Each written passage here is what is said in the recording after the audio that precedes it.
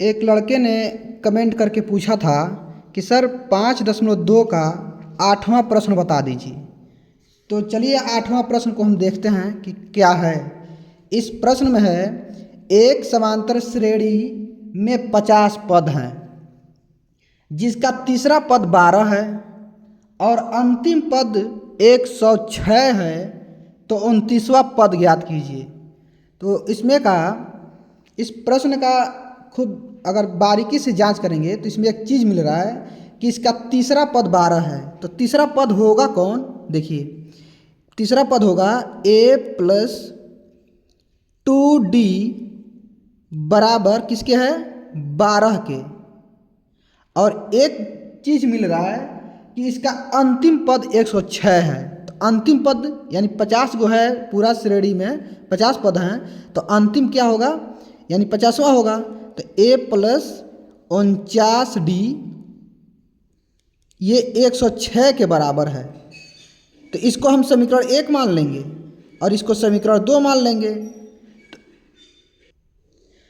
अब हम लिखेंगे समीकरण 1-2, यानी 1 में से 2 को घटा देंगे। तो घटाइए, ये आएगा a+2d बराबर 12 और a+49d बराबर 106। चिन्ह को बदल दीजिए, ये माइनस ये प्लस है तो ये भी माइनस हो जाएगा और ये भी माइनस हो जाएगा। a प्लस में है और ये a माइनस में है, ये आपस में कट जाएंगे। अब देखिए 2d प्लस में है और 49d माइनस में है, तो 2d में से 49d घटाएंगे तो ये आएगा माइनस के 47d। ये बराबर है तो बराबर।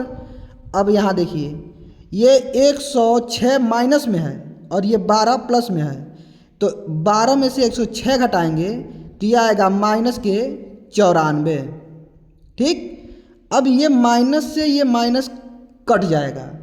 यहाँ देखिए, ये d के गुणा में 47 है तो इधर आके भाग में हो जाएगा।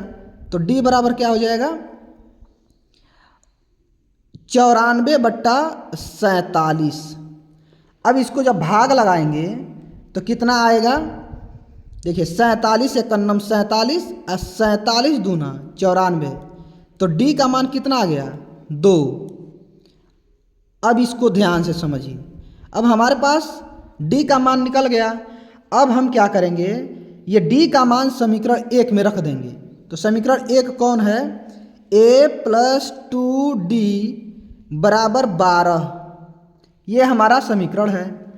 उसके बाद हम d के स्थान पे 2 रख देंगे, तो यह है a+2 है तो 2, इन दोनों के बीच में गुणा का चिन्ह है और d का मान 2 है तो 2 रख देंगे, ये बराबर है तो बराबर और आगे 12।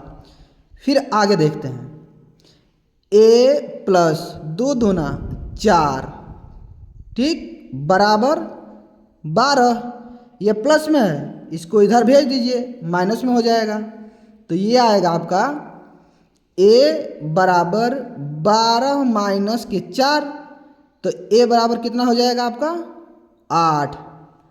a का मान निकल गया और d का मान हमारे पास है ही है। अब क्या करेंगे, तो ध्यान से देखिए, हमसे कह रहा है कि 29वां पद ज्ञात कीजिए। तो हम 29वां पद कैसे निकालेंगे, इधर ध्यान से समझिए। 29वां पद क्या होगा? तो a+28d के बराबर 29वां पद होगा। अब इसमें a का मान हमें निकाले हैं, 8 है तो 8 रख देंगे, ये प्लस है तो प्लस, 28 है तो 28 यहाँ पे रख लेंगे। इन दोनों के बीच में गुणा का चिन्ह है तो गुणा का चिन्ह, और d का मान हम निकाले हैं 2। फिर ये है 8 प्लस 28 दूना 56, फिर 56 और 8 के बीच में प्लस है तो दोनों को आपस में जोड़ देंगे, तो ये आएगा 56 और 8 64। यही इसका आंसर है।